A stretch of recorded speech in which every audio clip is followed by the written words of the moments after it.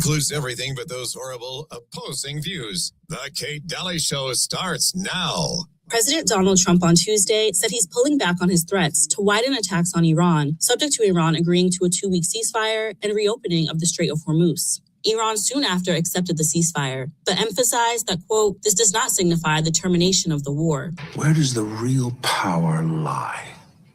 The power behind the power. Because it's no longer about who lives in the White House. It's about who owns the White House. This is the presidency. How much higher can a politician go? The real power isn't here. It's beyond here. It's above it, but still working in conjunction with it. Ladies and gentlemen. All right, welcome, Kate Daly Show. Oh, happy that you are joining in the fun today. So I just wanted to say for the record that my prediction was right yesterday. I think if you kind of start to understand how they operate, it's so much easier to kind of look, and doesn't mean I'm always right. It just yesterday, Dr. Duke and I were expressing our views about what would happen at 8:00, the deadline for Iran. And I said nothing much. And I said that also it's going to be a back and forth for a while because it's a distraction and they're going to need this play. Nothing's going to really happen until there's a major false flag in America that's actually done by our CIA. It will not be done by anyone they blame it on. It will be done. Nothing happens over here without them knowing. So don't be bamboozled, by that. As far as when they claim something was from a little terrorist group, I'm going to tell you that it's the CIA doing it, not somebody else. And when that happens, be forewarned, because we jumped into the Iraq war just angry and pissed off and mad and just wanted to just go all in and kill whoever we could kill because we were angry that we saw these people fall to their death. Remember the Northwoods Project back in 1960, at the end of 62, the chiefs of staff were basically presenting ideas to Kennedy, and those ideas were all written out. And now you can get it online because it's been enough years. But they were writing out all the ways in which the government could manipulate and take out American lives and then blame it on Cuba to bring us into a war. And if you don't think they're capable of it, think again. If you trust your government, think again. If you think that they're all there for us, think again. And here's the other thing, too, before I bring Midwest Melissa on, Midwest Melissa and Susan today. The other thing I was thinking of on the way in, I played a mainstream media soundbite today because I wanted you to kind of hear what they're saying. And of course, the soundbite for about a minute was all about the comment that President Trump made about ending a whole civilization. Now, they're repeating that in mainstream over and over and over again. So what does that tell me? If I had to, again, I don't like predictions. I usually don't give predictions on the show. I'll kind of say, hey, I think this could happen somewhere in the future. But I would say if I had to assess the situation right now, that it's heavily being used right now okay, let me put it this way. I'm not doing very good at this today. Let me put it this way. 2020 was all a distraction in regards to the Russiagate, Russia lies. Okay, that was all a lie. Okay. General Flynn, who used to work for Obama, basically was the person in this scenario who was the person that they wanted to, he served as the martyr. And then what happened was they spread all these lies and all the Democrats got on. What's Mr. Melissa, what's the wide-eyed guy's look that never blinks? Adam. Oh, Adam Schiff. Thank you. Weirdo Adam Schiff. Okay. So weirdo Adam Schiff was like this the whole time, telling us that there was all this evidence and the lie. So 2020 was about Russia getting Trump in for no apparent reason, because Russia never had any reason, nor did they get anything from being blamed for that. And they stood silent. So that's how we kind of own Russia. We own who runs Russia as the bad guy. But they stayed pretty silent during that whole thing, but they were accused of getting Trump in. But then there was never anything presented as to how or why that would be beneficial to Russia. But okay. So 3 years of that garbage and a fake, it was just all fakery. Okay. This term is going to be about Trump's mental health. And this is why you see Alex and you see everybody kind of going after the 25th Amendment. They're going after Trump's mental health. Should he be in office? They're setting up Vance to be the next president. And as a welcome change, I think. And so this presidency is going to be all about mental health, getting older. Is he capable? He's saying like, that we've won the war, then we haven't won the war. Then we're in the war, then we're not in the war. Then we're, it's like back and forth. And I think it's all by design. I think that whoever is telling him to say these things has a point, and the point is to dissect his mental health for the next several years. That's my guess. If I had to kind of look at what's happening. All right. So somebody asked, before we get into Melissa, why do we need a false flag to get into a war we're already in? Because we're not fully in that war yet. Once we start sending troops, okay, ding dong. Once we start sending troops, right now we're in a skirmish. Okay. So if they want us into a war, an all-out war where they send our young men in and they make sure they grab them right out of high school and they draft and they try to do all of that, there's going to be a major, major false flag happen that they're going to blame on the Middle East in order to make that happen. So we're emotionally locked in and ready to go after whoever we need to go after. And a lot of this is going to be at the bidding of Israel telling us to do this on their behalf. But to complete the Zionist program, which they started in the 40s, where they absorb all that land. So we're not in a war, we're in a skirmish war. So it's not really a war yet. And so that's why he keeps saying war, but it's not a war yet. Okay. That's my 2 cents. What about you, Melissa? What do you think? Well, how else are they going to get us to lay our children on an altar? Yeah, I agree. Except to make it a really visceral threat to all of us. Yeah. Yeah. I don't really care. Honest to goodness, I don't really care about Israel's beef with Iran and everybody else, but they've got to make us care. And that the way to make us care is to get us into a false flag.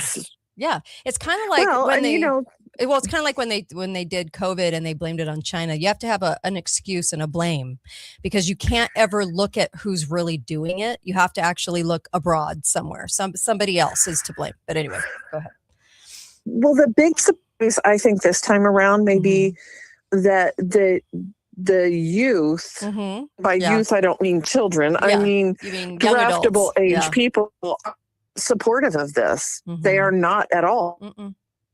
No, because there's no reason for it. The timing is strange. So I think it's meant to be a distraction, and it's meant to kind of go on for a while. And that's why I said yesterday nothing was going to happen last night at 8:00. I felt pretty confident about that, because I knew that they have to have this play out. They have to have the back and forth, and they're setting up this dissection of his mental health now, I think. Anyway. They got away with the election fraud via Russia for years. So I think they could actually get away with this for years. Because when I saw Alex talking about it, I was like, If we dial it back and look at, what is it? The Cuban cases. Yeah. We all thought John Kennedy was brave, bold when he went toe-to-toe. Yeah. Yeah. So when Trump speaks this way, why would we doubt? Why would we claim that he has mental health problems? Yeah, yeah. I mean, there is precedent for an American president to speak this way. Right. So, and now he's kind of got the proof, because look who stepped up. Yes. Pakistan stepped up and said, "Hey, wait, let's not do this." And and it's my understanding that some other powers in the region, like Saudi Arabia, too. And so, I want to say that Trump is a mastermind. I don't think he's playing 3D chess, but nonetheless, If this gets some of the people in the region to begin to step up Mm-hmm. and take care of their own regional problems, perhaps that is a good outcome. That Yeah. would be an unexpected outcome. Right. But who knows? Who knows knows? what the end of this will be? Yeah.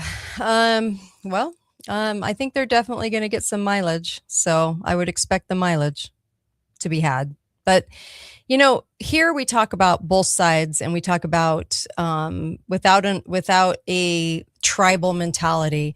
So just trying to break it down as far as that goes, I don't know. I just, I don't know that it's a threat to negotiate, Dan. Dan's commenting on YouTube. I don't think it's a threat to actually negotiate. I think that the entire thing is theater. No. The threat was Mhm. that Trump said we will eradicate a whole civilization off the face of the earth. That was Yep. the threat. Yeah.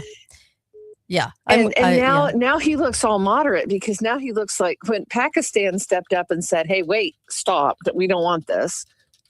Yeah. And now he looks like, oh, he's the great diplomat. Oh, I could be talked off the ledge to Mhm. resume diplomatic. And I don't think the Iranians are exactly reasonable either. I mean, Yeah. this is crazy versus crazy. It's like spy. Yeah. It's like the old Mad Magazine, Spy versus Spy. Yeah. One's black, one's white, but it's kind of hard to tell the difference, really, if you Yes. really look at it. Well, Dan on Facebook, Dan, what's your deal? Dan goes, why do you want Vance? You want Peter Thiel, Vance, all these. I'm like, I don't want any one of these guys. I don't want any of them in office. I'm telling Oh. you what the deep state is doing. I'm not a cheerleader for any team. I'm just saying this is what's going on, Dan. Anyway, I don't know what no. people are so funny. We do not want Peter Thiel. That's for sure. No, I mean, we saw that the White House is owned. It's owned by both parties. But So if this guy's a we're getting- leftist, give me a break. You need to get yourself out of that tribe too. We're getting Peter Thiel with Trump too. I know. And so I'm It'll like, just I don't be want any one- of them. Yeah. No, I'd no. like Ron Paul. Anyway, at least I know he won't do any further damage. At least I know he'll probably say no to war, and also the ID, the digital representation of all. So, I mean, yeah, I'm just here to talk about the deep state. I'm not here to cheerlead anybody. So it kind of cracks me up. If I say Vance is going in, doesn't mean I'm excited about that. It just means that I'm trying to say this is what I think's happening. So anyway, yes, LB, you're right. The right wing and the right wing of the same bird. Yes. And it all works together. It all works together. All right, Midwest Melissa, what are we chatting about? Well, last week, if you recall, we talked a little bit about Peter Mhm. Thiel Yeah. in a kind of roundabout way. We talked Okay. about Les Wexner. Uh-huh. And at the end of that whole conversation, I said something that kind of stuck with me. Okay. And what I said was, we need to learn how to live beyond some of this stuff. Okay. And we need to absolutely engage. And so I took a look at some interesting things this week. I want to start out with this. This is an old story, but a very interesting one. In 1973, there was a psychologist named David Rosenhans Mm-hmm. who decided to do a little study about whether mental health professionals can actually tell who's sane and who's not. Yeah. That seems funny after the conversation we just had. So this was a tiny little study. He found 7 other people and then included himself. So there were a total of 8 people that checked themselves into psychiatric hospitals. Mm-hmm. All they said was that they were hearing voices. Uh-oh. That's all. That was the only symptom that they had. Okay. Nothing else. And all 8 of them were admitted. Mm. The moment they got inside, Mm-hmm. they quit pretending. They resumed their normal behavior and normal life, Okay. like normal behavior. All right. They each had notebooks and they were taking notes on their experience there. Uh-huh. And but they weren't engaged. They weren't, like, oh, I hear them. None of that stuff. They were just being normal Mm-hmm. people. Okay. not giving any, not acting out, not doing anything. Mm-hmm. Here's what happened at the end of that. 7 of them were diagnosed with schizophrenia, Mm-hmm. and 1 of them was diagnosed with manic depressive psychosis. The other patients in the hospital were telling these people, you're not sick, you don't belong here. But all of the staff were identifying these people with severe and extreme mental health. What they found then, the doctor, Rosenhan, wrote an article called, he wrote a psychology paper called On Being Sane in Insane Places, which is what kind of spoke to me. Okay. Because eventually all of these people were let out. They were released. The average stay for them was 19 days in the hospital. The longest was 52 days. The shortest was 7 days. But none of them were identified as sane by the hospital staff. Okay. So the key findings that came from this have to do with being labeled in a certain way. Okay. And what happens when a label is stuck on somebody. And this happens across our society, whether we're talking about labels that get stuck on children in schools, or whether we're talking about labels that get stuck on prisoners in prisons, or whether we're even talking about political labels. Okay. You know, you're MAGA, you're nuts, right? Or you're not MAGA, or you are whatever stripe or flavor. Once a label gets applied to someone, it's very difficult to escape from that label. Yeah. And so institutional settings, the more institutional a place is, the worse it becomes. So I start with that because what this guy was not saying, he never said mental illness isn't real. He wasn't even looking at that. What he was looking at is how much do labels help or harm people in any situation? Who gets to define what is normal and what is not normal? How do our institutions shape the truth that we all just agree to out of no place? And then how do we approach illness when we're in a hostile environment? And I think all of those are issues that we're going to all be perhaps looking at more and more. We need to be aware of that with our children. We need to be aware of that with ourselves even, and how we see other people and the kind of labels we're sticking on other people. Well, you know, it's funny because I just got word about my high school reunion, you know, and I don't think I'm going to go. But anyway, I'm on Facebook too much with everybody. I already know about everybody. It's not like it's used to be. You know what I mean? So why? But anyway, so I was thinking about the labels you get in high school. The labels you get in a family, you know what I mean? And they stick, they really do. That's why people go back, is because they want to kind of change the label, you know? It's true. It is true. Well, from that, I guess where this kind of really began to be impactful for me is, as we think about we're living in a hostile environment. There are so many things that are happening in the world that it becomes very distracting. And, you know, whether it's rumors of war or whatever it is. And I think the thing that really hit home for me this week is that we need to be aware of how that impacts our health, our physical health. If we want to have the stamina and the strength to get through difficult days that I do believe lie ahead, I have no doubt we're going to have some pretty serious challenges coming at us, whether it's the threat of AI data centers, or whether it's just the general war, or whether it's economic pressures or stress. Mhm. And so I took a minute and I looked up some other information about how our health is impacted and what we can do about those things. Okay. It's a very, very interesting. It's an interesting thing to explore. Okay. So in 1961, we're going in the Wayback Machine as always. Okay. Kennedy's time. There was a guy named Dr. Stuart Wolf from the University of Oklahoma. Mhm. He met another doctor who was from this little town in Pennsylvania called Roseto, Pennsylvania. Mhm.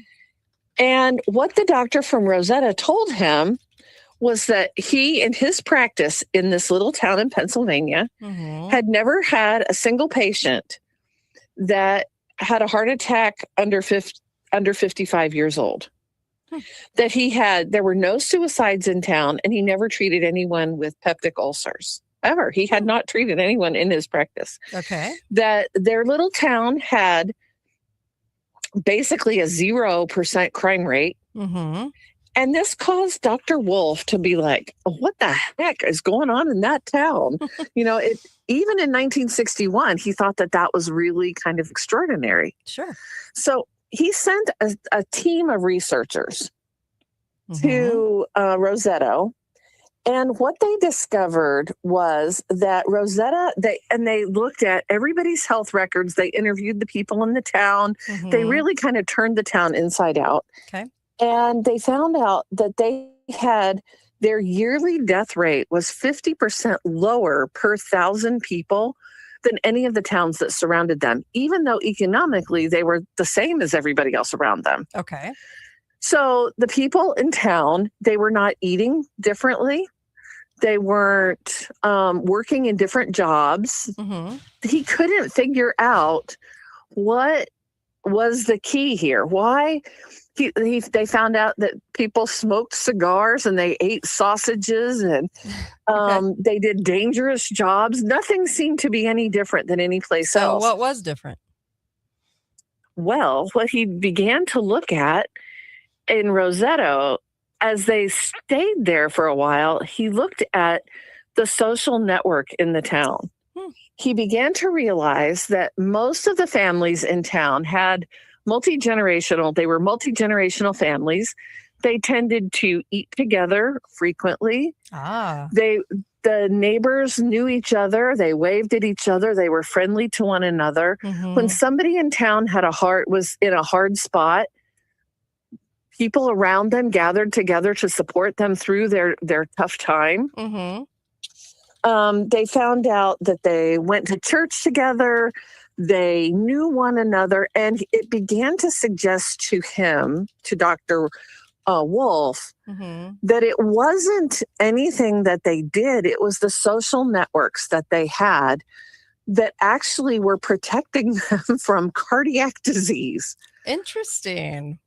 From actual illness. They weren't getting ulcers. They didn't get cardiac disease. They didn't have high blood pressure. They weren't dropping dead young from the stresses of life. Yeah. So I think that's fascinating. Yeah. By 1965, however, the coming of television. Okay. Oh, no, it was TV. The CIA operation from San Francisco? No, go ahead. The hippies? Go ahead. So people, as televisions became more common in people's homes, Mhm. the kids didn't play on the street anymore. They were sitting in their living room watching TV. Right. And their young people began to leave Roseto and go to urban environments where they could get better jobs and they could do these things. People in town began to take vacations. They had not been taking big, expensive, fancy vacations, and now suddenly they began to do that.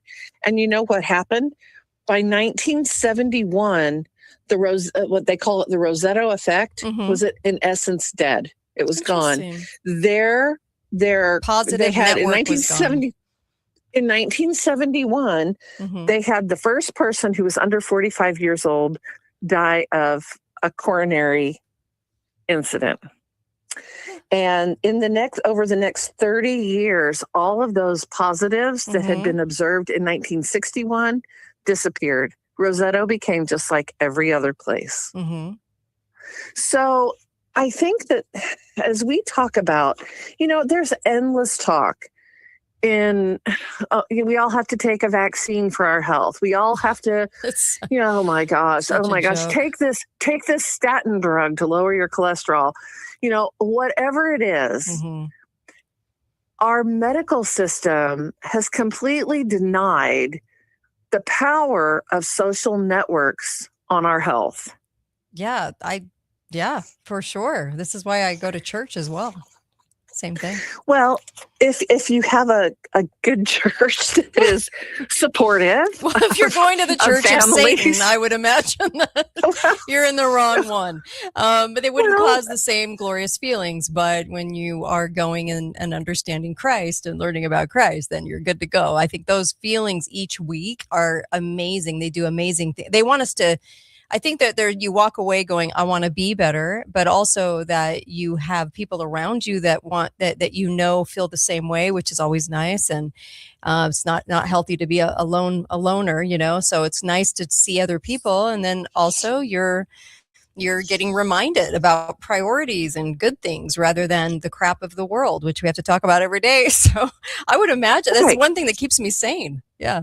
Well, except during COVID when everyone wore a mask and I wanted to literally choke the life out of them myself. So if you think about what happened during COVID and how those social networks were completely torn up by the root. Yeah. Is it any wonder we became quite sick people? That's an interesting take. I don't think we've ever brought that up on the show. Well, Melissa, you're welcome. Midwest Melissa. I don't think we've ever talked about that. I mean, as a social network thing, as who your circles and how being separated from them and people acting like complete neurotic crazies and having to view that and the anger I felt having to view the neurotic idiots out there. You know what? It probably did cause a number on my health. I mean, it probably did everybody just because you were either witnessing the idiocy and you wanted to choke hold the people in a mask and honestly assess their IQ, or you were so scared and a loner and not around anybody because you separated yourself around from people because you were in a psychosis of a lie. So yeah, I mean, it went both ways, didn't it? Like amazing. Well, this is those social networks and social ties are important in every aspect of our health. There's a thing called the rabbit effect, which is really interesting. That they were looking they were studying coronary artery disease. Yeah. And they started out with these rabbits, and very quickly the experiment that they had designed lost the glamour when they realized they were looking at something different. Okay. They took rabbits, and the rabbit mamas were having babies. And the rabbits they call them lickers or non-lickers. The really good rabbit mamas that licked their babies and groomed them and Can we took good apply care this of to them. politicians? Those who lick the asses of those above them a lot? Kate. No, go ahead. I'm sorry. So the rabbits that licked their babies and groomed them, they found out that their babies had less coronary. Even though they were feeding all these rabbits these really horrible diets, they were trying to induce coronary disease in the rabbits. Yeah. But they found out that the rabbits that had mamas that took care of them and were really compassionate. I don't know. The rabbit compassionate. No heart problems. They licked and groomed their babies. And then they looked at the other rabbit mamas that were not so good. Their babies got this disease. They got diseased. And what was even more astonishing was in the next generation, the rabbits who were the offspring of those good mamas also had their babies were healthier than the other babies. Oh. It is inherited over time. Right. And it has to do with that's a rabbit social network. And it began them thinking about all this social, why are some people, You can have two people in the same job or a very similar job, and one of them gets very sick Yeah. and dies, and the other one doesn't. You're What's right. the difference between them? Is it we spend so much time? Oh, it's got to be diet. Right. Oh, it's got to be. Gotta have it's, a reason. Mm-hmm. but you can take two people who both have obesity Mm-hmm. and both have smoke cigarettes, Mm. and one of them will die and one So- of them won't. So Why? So the scripture should have read, love one another. And then there should have been more to it, like love one another despite what pharma and the deep state are trying to do to you and kill you. So love one another Well- because love one another it would make some difference in your Well, life. Let me Just put saying. it in a nicer way instead of trashing What's pharma. wrong? What's wrong with Love my way? I one hate another. pharma. Love one another because that is really good for everybody's health. How about Yes. that? Okay. All Because right. that's how we face hardships, is by loving one another. And Mm, not only when we do that, do we not get the benefits, but we actually pass those benefits on to others. I like it.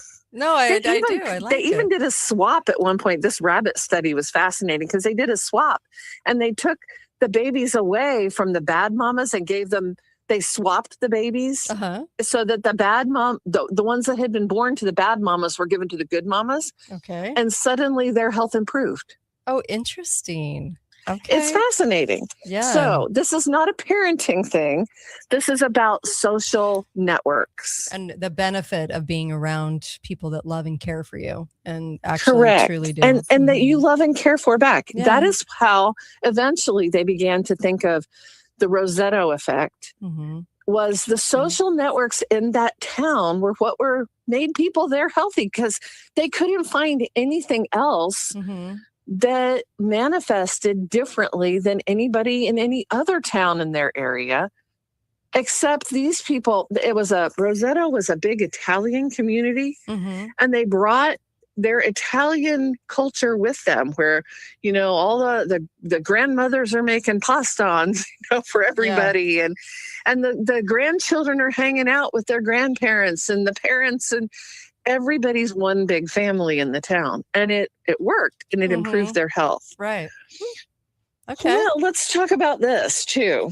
So if social ties are the hidden factor for health, then we know for a fact that social disconnection is at an all-time high in America right now.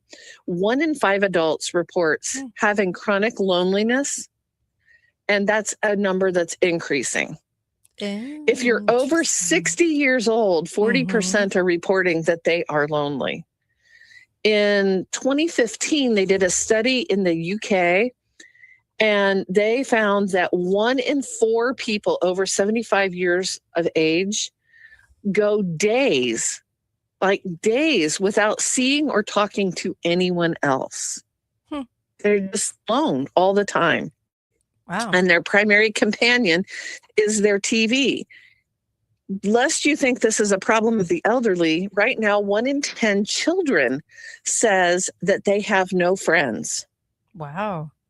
when asked Wow. about that. Yeah. And that is a symptom that is, boys are 2 times more likely to say they have no close friends than girls are. Oh. So we spend all this time and we talk, oh my gosh, social media is what's killing our children. Mhm. Oh my. Well, yes and no. Perhaps it's the lack of actual social networks that is damaging our kids. We used to talk on a phone line where everyone could hear, or in a closet like I did. So bring the phone in a closet with a long cord. But we used to have to talk on the phone. It's amazing to me how many people are afraid to talk on the phone now, the youth. And I think if there was ever a social media reason, it would be because they're spending time on social media instead of being social, right? Correct. That's right. Yeah. And I would agree with that. That is the damage of social media, is that it's a fraudulent type of connection. You can feel sort of connected Mhm. without really being connected. That's true. You know, you That's feel true. like you have friends, Uh-huh. but do you really know Well, those people? I look at my life, I was very, very social. Gee, you can't guess that one, huh? So I was very, very social, except that after I started doing this as a career for 16 years, it's been amazing how many friends have left the coop. Like, can't handle, like, even though I don't talk about politics incessantly, only if people ask me. I only do it if people ask me. I never bring it up. But it's amazing how many friends I don't have anymore because they don't want to associate because my thoughts might be a little too much for them to handle, or what I say publicly might be too much to handle. So I have extremely like less friends that, and then if I looked at the back of the whole of my life than any other time in my life, like by a huge reduction. Even after 2020 became even more so. So yeah, I mean, I'm right there with people. I understand what it's like to have that harmed, and no wonder they keep us at war with each other. It makes a lot more, Right. it makes a lot more sense. Yeah. Right. Mm-hmm. So here's yet another study. There's so many studies on this. So many. They're everywhere. In the 1940s in Mhm. Austria, they had orphanages, and they discovered that 1 in 3 children in these Mhm. orphanages died. Hmm. And they blamed the medical staff in the orphanages, said, "Oh, these children are dying from contagious diseases." And Mhm. indeed they were, right? Right, because that's what they were that's what they were getting as a result. Yeah. That's right. Ah. So remember, we started this out by talking about labeling. How we label things is Mhm. important. Mm-hmm. So they just said, okay, we're going to stick this label, contagious disease, on these kids. Mm-hmm. And so that's what you look for is what you find, right? Right. That's what that study taught us. If you think somebody's in an asylum because they're crazy, then you're going to find crazy. So these kids were found, they said, okay, they're dying from contagious diseases.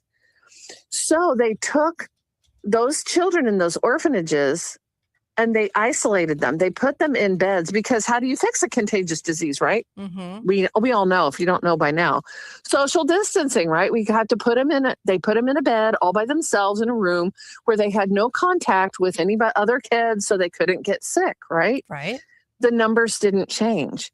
What they found was some of the children, Mm-hmm. there just was no money to do that with every kid. Okay. So some of the nurses were holding some of these children a Mhm. lot. They held them a lot. And they found that those kids survived. Well, that was kind of counterintuitive, right? Because if connection to other people was giving them contagious diseases, why are these kids that have close connection to a nurse or multiple nurses, why are they surviving? Whereas our isolated children are dying. Hmm. And they concluded also that the love and care, the human care of those nurses is what kept them alive. Interesting.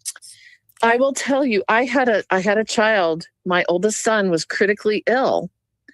And when we went to see him, he was in a NICU unit and he was there for a long time. Mm-hmm. And initially he was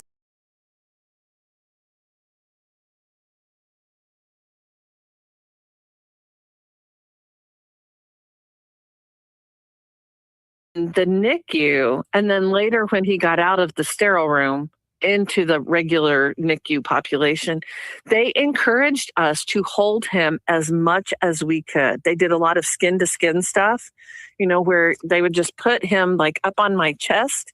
Mm-hmm. And I would wrap my arms around him and they'd put a Mhm. blanket around me because that's what was inducing better health for him. Oh, it's great. Yeah. And Well, it makes yeah. sense. It makes sense. It does. That our sterile environments actually hurt children.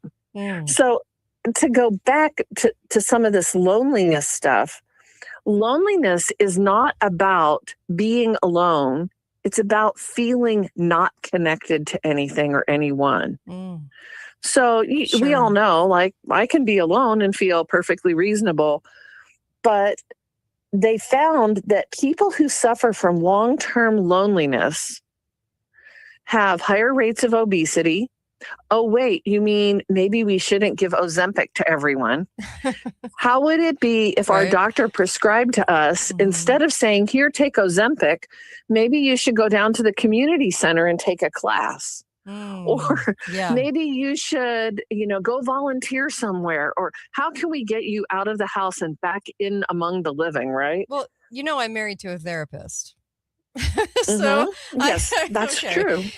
So we have interesting talks, right? And we always laugh Right. because I'm a talk show host, so I talk, he listens. But even he'll That's a tell good arrangement. it works. But even he'll tell you that that it's very, like with depression, you really need to get somebody out helping somebody else, and that actually really helps with depression. So if you're getting depression from being lonely, you start helping somebody, you get involved with doing something for somebody else, and that actually helps with the depression. So I agree with you. It's like, get out, Well, do, help. Yeah. we probably our therapeutic climate is probably much more like a therapist is much more receptive to that message. Like if you have depression, clearly, building bridges with other people can help Mhm. that.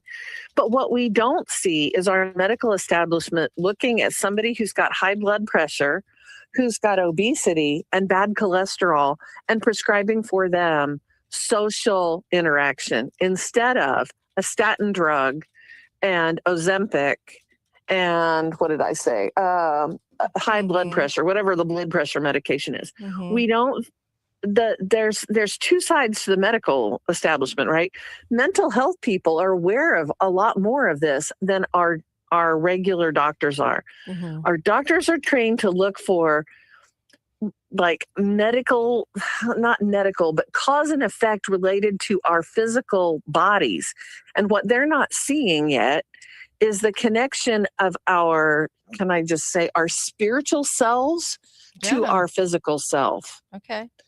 So as we look, here it is. Loneliness increases your risk of death by 50%. And it increases your risk of obesity by 30%. And here, this is an astonishing thing. Loneliness is the equivalent to smoking 15 cigarettes every day Oh, on your wow. health. Really?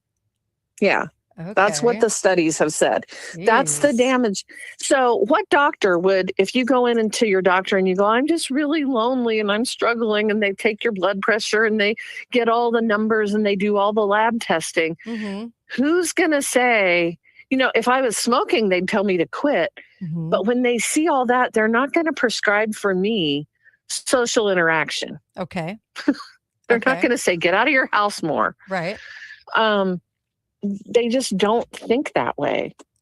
So I think about people so if we look at what happens, Okinawa is the place globally that has more people that live to 100 and beyond than any other place in the world. Mhm. And why is that? And part of that has to do with their social networks in Okinawa. Okay. They have, extended families again, like Roseto, Pennsylvania did. Mhm. They routinely gather together to celebrate birthdays or anniversaries or, whoever's having a good time. They also do something very interesting. They have the seniors take care of what they call super Love this seniors. idea. Mhm. People who are really old, like you get into your 90s and above, they have people who are maybe in their 60s and 70s come and take care of them for a couple of hours every day. It's good for both sides of the house, right? Right. They may eat a meal together. They may talk together every day. Whatever it is, but we don't, in Okinawa, they are not just parking people in nursing homes and then going on to live their own lives. Mhm. And how many of us think, like I said, I started thinking about this because I was just like, the world is a very heavy place right now. Mhm. How do I address that? And it's really difficult. My children are getting older. They want to go out and have their own life. And it's kind of a time for me to reinvent my own life. Yeah. But I need to be very, very aware that I build new social networks. obviously I can't live my life through my children. I'm not responsible for them in the same way as when they were 6 or 7. Mm-hmm. But that social network, it's really easy at this point in my life to just kick back and fret about the world's problems. Yeah. Right. Yeah. And that's very damaging to my health. So we all need to do that. If we were all doing that on a routine basis where we're looking around and saying, who can I help? Mm-hmm. How can I be a support in my community? It would cause us all to feel better. Yeah. Isn't that that's a crazy sort of message. So, we look at Trump and there's times where I just don't want to hear about it anymore. Well, it's understanding what we're looking at. That's the part that's tough for people. They get so mixed in with personality, and he said this, and then he's not saying this, and then you have to defend him, or then you have to accuse him, and it just isn't about him. It's about the deep state. Well, for us, it's a little different because we're trying to be the truth tellers out there in the world. But I know my children have some different opinions than I have. Mm-hmm. And sometimes I have to tell them, like, okay, we're just going to have to agree to disagree. Right. But in the contest of who do I pick? Do I pick my children or someone who disagrees with me? Mm-hmm. Or do I pick defending the president? I think it would be the wiser course to pick the people who are close to you. Yeah, especially if you understand who's behind the president. Yes, I get that. Like, I'm just going back to our intro today, and it's just the powers behind the White House. It isn't the White House. And so, yeah, I think a healthy perspective. Why it's not worth. It isn't worth. That's why it's not worth defending. It isn't. Just let some of that go. I mean, this is not the hill that we should die on. The same goes for Kamala. Yes. We've always called her Hormala because she slept her way to the top and she was proud of it, and she has a horse face. But anyways, Hormala. So Hormala is on the other side, same thing. You have these personalities. They don't really do anything. They're not really running anything or doing anything. And had she been president, she wouldn't have done anything. Deep state, she would have been annoying as hell to listen to, but she wouldn't have been. It would always be the deep state doing the things and telling her to do the things. So it wouldn't be her running anything. We would just have to put up with her awful personality. So it's just a healthy perspective. But I agree with you in why argue about that. This is why I usually don't bring up politics. People think I do all the time because of what I do for a living. I actually don't until somebody asks me. Then I feel compelled to tell them what I think if they want to know, but I'm not going to bring it up. So, why? We've talked on the show about how we, the people, we're going to have to learn how to stand up. Uh-huh. And until we can build some bridges with people who are not identical to ourselves, we're never going to be able to do that. Yes. And there are people in the deep state who are very interested in making sure we never discover that. Yeah. So the sooner we can carry a different message forward, I have more in common with the person that lives across the street from me that doesn't think quite the same way I do than I do between me and J.D. Vance, or between me and the president, or between me and any of them, Peter Thiel. They are so far beyond my sphere of influence. And I'm never going to change Peter Thiel, but my connection to my neighbor, my connection to my children, my connection to my family, my connection in my community, in my church, in my civic organizations, those things do change us. Yeah. And I think I've mentioned this before. I got involved in politics really back in the day with the Tea Party. And it's been very interesting. I still know some of those people that were there right at the beginning with me, and how all of us have gone in different directions. We still all think very similarly, but we've taken our little lights and gone and used it in a different way. One of them is she's organized a medical autonomy group. Another one ran for political office. I'm talking to you. Everybody's continued to do those things, but that was my network. I found people who were not quite like me, but we agreed on big things, but we just have to be more open to that.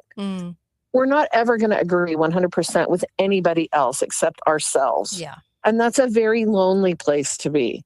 It is. Yeah, Yeah. I agree. Yep. So Thanks. even you and I probably don't agree 100% of the time on every single issue. Same with Pesta, same with Susan, and even that's Milty good. and I disagreed once in a while.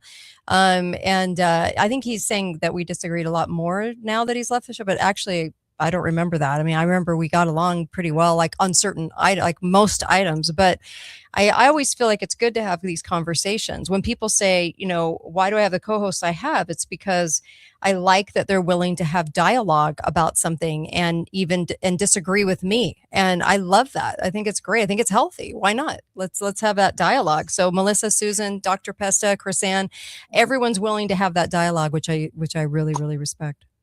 Well, let's instead of rushing to the big pharma for our health, let's think about how we can restructure our life to be more vital and active in our own sphere, in our own world, how we can be, you know, renew our friendships and be more active. I know a friend of mine has just organized a group of other adults to get together once a month, and we get together and just play games. We have dinner together and play games.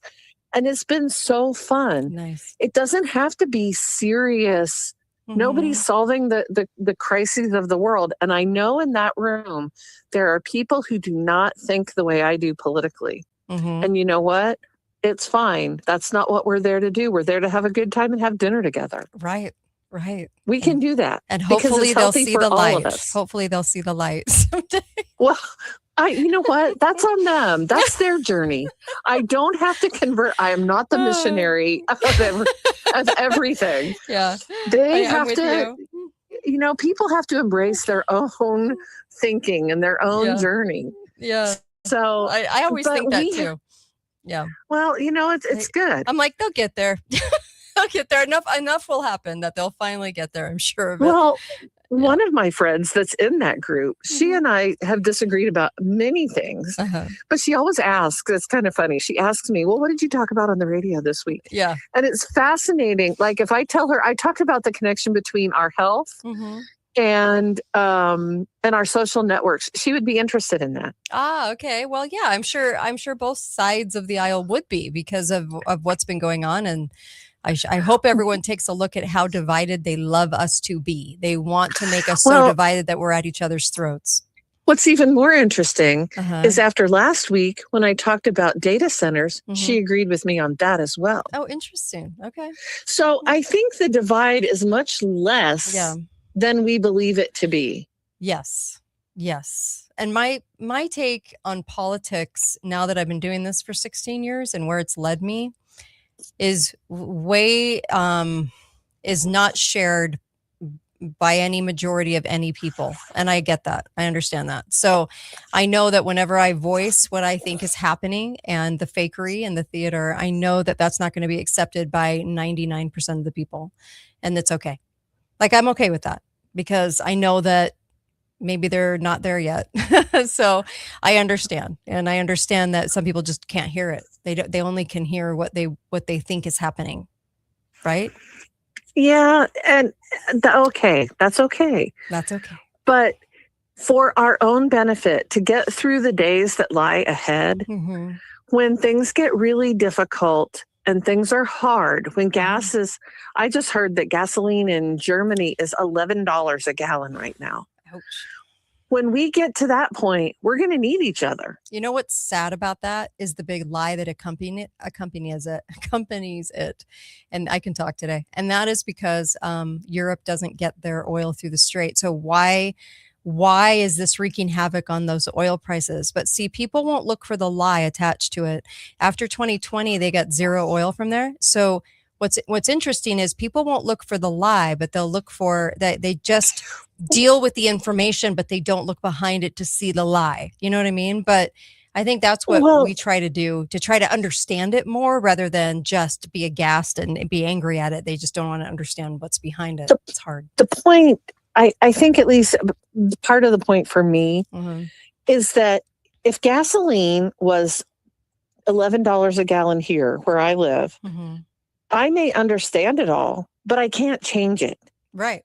Right. And so, do I still need my network of friends and family that I can call on and count on to help me Mhm. out? Yes, I do. Yes, you do. And there's a lot of those issues that are going to come our way Mhm. that we're really not going to be able to do anything about it. Yeah. Even if we know why, even if we say this is all a fraud, this is all a circus, this is all Yes. just a clown show, it doesn't change the price that I have to pay for a pound of hamburger at No. the grocery And store. it doesn't change the clown show. It makes us aware of it, but the clown show still happens. so, Correct. Yes, I'm with you on that. So we need to build our Mhm. personal relationships with people that we care about and that care about us so that we can withstand those kinds of body blows because that Mhm. they're going to come. And you know what? When gasoline gets to be $11 a gallon, people are going to be more receptive to hearing that this is a clown show. Yeah, that's true. That's true. They COVID will, did make and people more receptive to hearing. Yeah. Yeah. oh, for sure, Although for my sure. view has very much ostracized me from many people in my life, I can't go against the truth I feel when I'm researching. I can't go against that. So my allegiance is to God and to what I discover when I'm searching. And so have confidence in that. Like if you find yourself a little lonelier because of that, it's okay. It's okay. I can't go against my conscience. So Well, here I if I am. could right? rephrase it, I Mhm. don't know that you're lonely because you may be alone and not be lonely. You still feel connected Mhm. to the truth. You feel Mhm. connected to God. You feel connected to other people Mhm. that may not be right there with you, Yeah. but that are there. And I think that's a critical thing. We need to learn how to stand on with truth Mhm. alone without being offensive to other people. I mean, I don't have to be up in people's faces, and I don't think you are either. No. None of us are out there like you will Mhm. acknowledge the clown show. You will. Yeah. No, that Yeah. kind of stuff happens at Thanksgiving dinner tables when Uh-huh. people get really hot Yes. and unpleasant, and that's what I'm trying to say. We need to Yes. stand down on that. Yeah. So Angel's saying, Kate, I bet your husband is with you on Facebook, or YouTube. Yes, he's in my corner. He understands what I research because I tell him all the ins and outs of what I research. So he understands squarely where I'm at. Whereas a lot of, say, family members and friends would definitely turn their back on that and then ostracize me for it. And all I'm trying to tell you guys is that you can feel lonely when that happens. I have felt loneliness. I have felt that. And it's been stronger since 2020 than ever.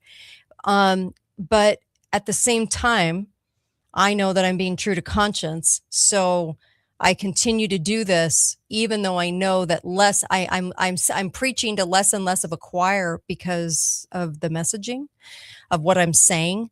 But I understand that at the same time, what Melissa is trying to say, and that is keep all those social networks around you all the time and consistently, even though you're feeling that way, branch out, because the speak doesn't have to be about politics.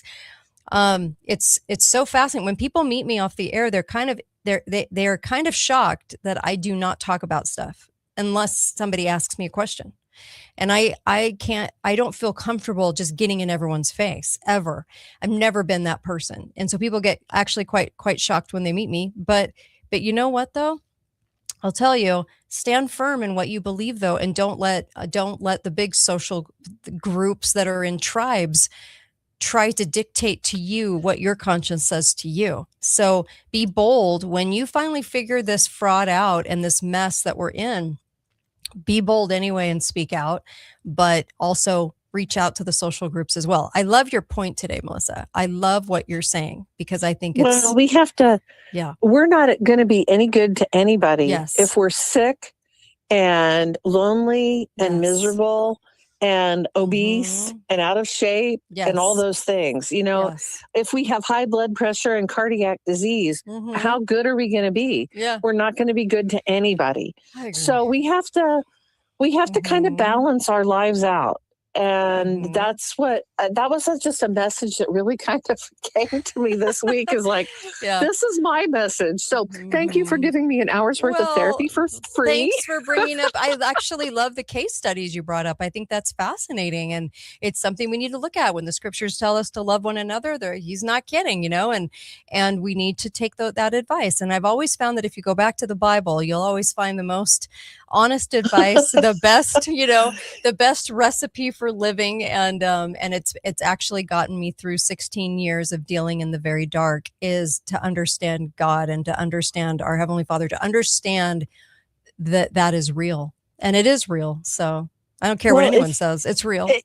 if you'll pardon the parting shot here, Uh-huh. Jesus had a few Mhm. detractors, shall we say, Yes. in his life. Yeah. He found the people that were Mhm. with him, and he fed and nurtured them. Yes. And sometimes, and even if there's only just 12 of them, or Mhm. 11 as the case may be, Mhm. even if there's just a handful of them, look at what the end result of that was. So true. That is so true. Mhm. But he never Mhm. stepped away from the truth, Right. but he also didn't invite a fight. And Right. he nurtured the people that were with him. Mhm. That's what we need to do. We need to nurture our friends, our family, because we need them and they need us too, for our own physical and mental health. I So agree. yes, love one another is a Love one powerful another. thing. Love one another.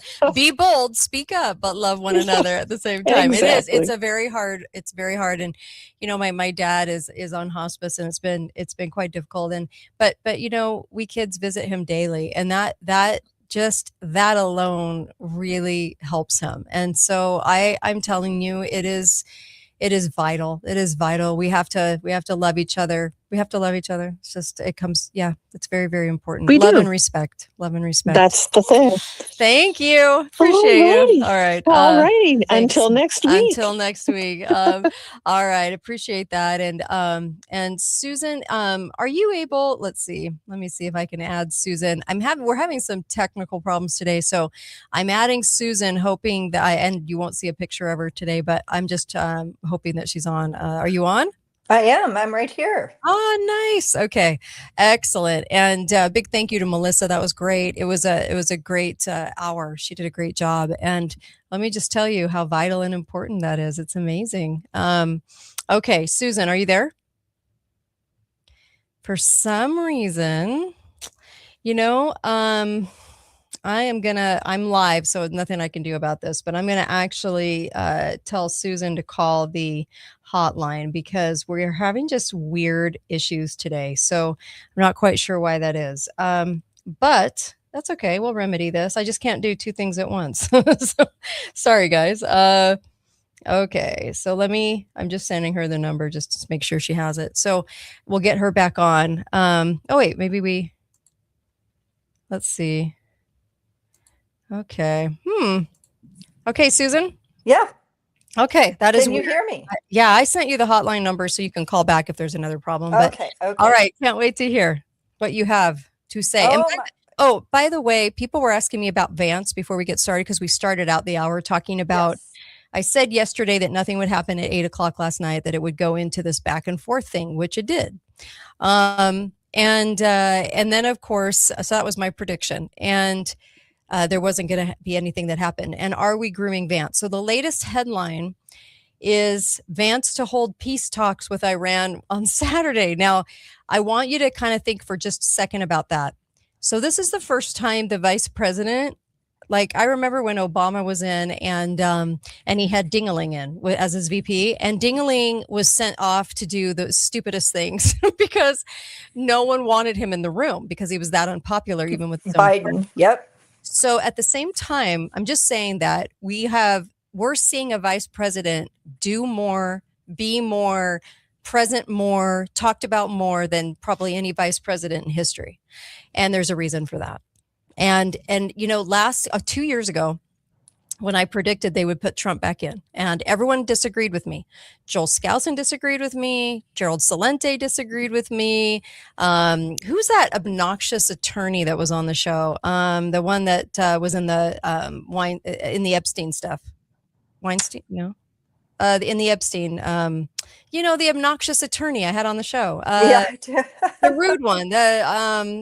He was like one of the attorneys, one of the people questioned with Epstein. Anyway, he's everywhere. He disagreed with me. I mean, everyone basically called me an idiot for saying Trump was going back in, because they were all like deep state aficionados saying that, Kamala would go back in. And I said, no, Trump would go in, because we have to get ready for war and we have to get ready for digital everything. And so it'll make us complacent if he goes in. And then I said also that I could see Trump being martyred to put in a vice president, because they love martyrdom, and they love the CIA controls the presidency. So I could see that. And so when I said that, now we're looking at this weird thing with Vance being kind of hoisted up as he's so presidential. They used to say that about Pence too. Well, I don't like Pence, but he's just like a company man. But they're trying to tell us that, Vance is out there. Vance is saving it. Vance is everywhere. Dershowitz. Yes, Dershowitz also. Same thing. Alan Dershowitz. I had Alan Dershowitz on, and he said the same thing. Anyways, that I was an idiot for saying Trump was going in. But that's okay. I'm still saying that I could see that happening. I could see him being martyred and then bringing in the vice president that they would love to have in as well, and that would be Vance, because Vance is CIA, always has been since his 20s, and so of course I could see that happening. But I just wanted to give you that headline, because why is he going in to do that negotiation? You got to ask yourself that. He's the club. So Vance is the club. Whether you are in the tribe or not, please acknowledge that his whole entire bio is like CIA reek. Okay. So you have to acknowledge somebody's bio, and his bio is all CIA, and he's with Peter Thiel, who's CIA, and he's in business with CIA. And so they would love to shore up Vance as the president that kind of takes over. And Yusha, his wife, is extremely woke. They both are. Vance is actually very woke. He's not as Republican as he pretends to be. So I just hate pretenders. Okay, enough of that. I just wanted to give people the latest headline in my take. But no, I think it's pretty obvious they're trying to groom him, and he's also praising Rubio to the hilt. Well, what a great guy he is. That's why Trump was told he would have JD Vance. They get told. Reagan didn't want Bush, Papa Bush. Ew. Right. Reagan didn't want him, but that they're told who they have to have. And then usually it's their handler. Mm-hmm. So, but they're all part of the club. Both administrators, always part of the club, but they have the handlers inside the club as well. Right. Because there's too much at stake for them to allow just random people to be put in. Yes. So, by the way, happy birthday last week, and glad you're back on. It's been a minute. What are we talking about? Dershowitz. Yes. Thank you, Michelle Dershowitz. He was an interesting guest. He's just really rude on the break, but whatever. Yeah. I mean, I'm used to it because Dean a lot of the Harvard Law School. He was, quite the guy. And he was Trump's lawyer too. I know. He was very condescending to me. It was just funny. But anyway, it's okay. I spent a year getting told I was a massive idiot for saying that they would put Trump in. Trump back in. It was a year of my life. I can't get back, but okay. Right. All right. That's so okay. We so good news. There is actually really amazing news. Trump's EPA revoked the scientific finding that underpinned the U.S. fight against climate change.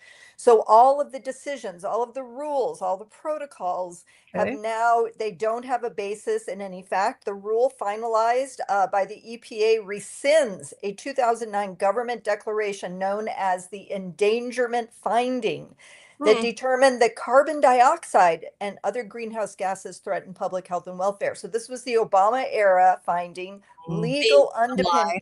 Yes, legal underpinning of nearly all climate regulation under the Clean Air Act for motor vehicles, power plants, other pollution sources. And so this repeal eliminates all greenhouse gas emission standards for cars and trucks.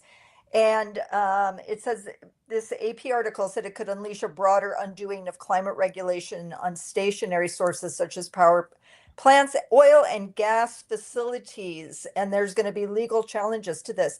You know, it was interesting because I didn't realize that one of the things it's going to affect is the regulation no more incentives paid to automakers who install automatic stop start ignition systems in their vehicles. Do you know what that is? No. Start so that when you sit at a stoplight, so it's we have a diesel. obnoxious. I hate Oh, that. I hate that. right. Well, Yes. and that's what, yes, that's what they said in this article, that essentially everyone, Zeldin said, everyone hates it. You're Ridiculous. sitting there and all of a sudden your car like jolts to life again. You're like, what is going on? Yes. And it was supposed to reduce emissions, but you That's know, as bad as here is my cloth sack for all the items I'm buying that are wrapped in plastic because I'm saving the world. oh Me and my God. and my paper straw and my fabric bag. Oh my gosh. So a About friend, as asinine as that. Yeah. yes, totally asinine. A friend was just showing me a cup that she had from McDonald's. It had a green plastic lid and a green straw because guess what? Those Yeah. things are biodegradable. She says, but it's gross Yes. drinking from a green straw and it's like not appetizing. Well, So anyway, the leftists really get into virtue signaling because it's really, see, if God is your government, virtue Yes. signaling is about all you got. So the morality, yes, it's how you know you're a God's good your person. government. So yeah. So this original endangerment finding by the Obama era led to trillions of dollars in regulations that strangled entire sectors of the U.S. economy, Zeldin said, including the American auto industry, which, you know, who wants to buy a basic car for $60,000? We were looking at like an SUV type thing, and it was over $100,000. You're like, who in the world? You- Who in It's like a house payment. No, Yes. I like my cars supercharged with NSA spying. And that's really what you're also paying for that as well, to be NSA spied to death and eventually have that car taken over with that technology. So yeah, but it is like a house payment. I don't know. Yeah, it's a house payment. And by the way, I'm sorry, but those stupid Teslas, those stupid Tesla weirdo cars that aren't cars, but they look like SUVs, but they're strange and they look like they should be in some the trucks? Ninja Turtle show. Yes. Very weird. And they're not attractive. And every time I see one, I roll my eyes and go, how big is that person's ego? Because they're so atrocious, because they're not attractive. I hate to be the bearer of bad news, but they are unattractive. So anyway, go ahead. I just had to go on a rant. No, they're very strange. You're right. They're absolutely unattractive. Yeah. So the reason this is such big news is no other challenge to the law ever worked. So the Supreme Court or the U.S. District Court of Appeals in D.C. rejected Massachusetts versus the EPA in 2023. It's like it was Teflon, nothing could touch it. And so now that's all been reversed. And I find it interesting. So people are still, you know, now they're hysterical about climate change. And we have had some warm weather. I was just in Utah and they've had a very unusually warm spring, like the snow that they were expecting didn't come. Every 15 years. Yes, exactly right. And they'll say this is the worst since. So it's happened before, right? Well, they'll say it's the worst of 16 years because when they say it's the worst, then they can get away with saying that without describing it. Yes. They did the same thing to Lake Powell. They only gauged the level of Lake Powell, because that's a lake near me, Lake Powell, at a very high rate that we reached not even hardly once. And then they said this is the norm, so that anything below it would be a drought. So they could try drought instead of just digging down and refilling the lake. So it's the same exact thing. If you guys ever listen to that show I did about that, but they utilize these lies all the time. And somebody just said, I said government, I said God is their government. Sorry, government is their God. Sorry. Yes. Thank you for God is not their government. Yeah. Woo! No, yes. But yes, please go ahead. Yes, it is very, very, very weird, the lie, because so they can just always say that. They can always get away in the press, especially the AP, because they're total liars at the AP, that we're always in a drought, because they can just go over. And if you guys notice, when you go back in the articles, they go, in the last 20 years, biggest drought of our lifetime. I mean, in the last 20 years. Yeah. No, Ridiculous. and it's funny because if there's record snow, they still Yeah. say there's a drought. And so if the snow level is low, now it's an extreme drought. I live So- I live in an area, and Susan used to live in this area, that uses drought starting now until December. And Right. from now until December, it is so thick in the headlines. And we have a peon government in Utah, a peon governor who sells the lie because he's completely woke and he's got lots of secrets, if you know what I mean. So anyways, he is a very interesting creature and he sells drought. Well, they sell us drought over and over, except if you're in a conversation where Utah's growing, then there is no drought. it's only in conversations with the people that actually live there. So yes, Well, drought and sold. the big tell for the lie is they'll just build thousands of housing units in alleged drought. Yeah, And no you think, drought. How is there a drought or no drought? How are you Yeah. justifying all Yes. of these literally thousands of additional units of housing? Have you ever noticed, Susan, that when they say government housing is coming in, which is, it's government housing, not Affordable or whatever. It's not affordable, but it's just government housing that we all pay for. So whenever they talk about government housing, drought has never ever been included in an article. They No. can build as much government housing as they want. It will never be included in the same article. They're so hypocritical. Totally hypocritical. So regarding this EPA rule, I wanted to bring up the counter messaging. So what the left is saying, this is Obama who got on, and he said it will make Americans, quote, less safe, less healthy, and less able to fight climate change. Also, the fossil fuel industry can make even more money. But Yeah. it gets worse. It gets worse. Yeah. So Dr. Patel, who's a pediatrician, says that he said, I'm going to see more sick kids coming into the emergency department having asthma attacks and more babies born prematurely. My colleagues will see more heart attacks and cancer in their patients. And so that's the counter messaging on all of this. Mm-hmm. Meanwhile, who is targeting the mass media? Mm-hmm. It is the OnlyFans girls who the guy that it put on The Big Short has recruited. Oh, I talk to girls. them in email all the time. Really? Yeah. The real guy. Adam McKay, and they are going to use OnlyFans models to explain climate change. Hmm. So on TikTok and on all the social media, and this is the stated desire. It's called Headline Nudes, NEWDS instead of nudes. And it's going to be web videos. And it's because the filmmakers, the climate narrative strategists. Oh my gosh. Can we this please is have a flood? I am so tired. Are you tired? Honestly, I'm impressed by the Tired fact alive. that this will probably work on some people. Climate narrative strategist using OnlyFans. I actually Lies, think this would Spinner. work. And but it's not true. And it said, this article said it's The Guardian. It's an interesting trick and one that we've seen trialed elsewhere. And so, Selling them over and they're going to over. break it down. They're going to break it down in simplified language, but they're going to use these girls.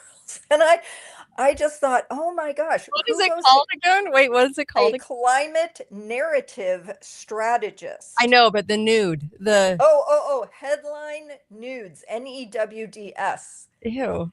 I know. And Okay. so it says, it just,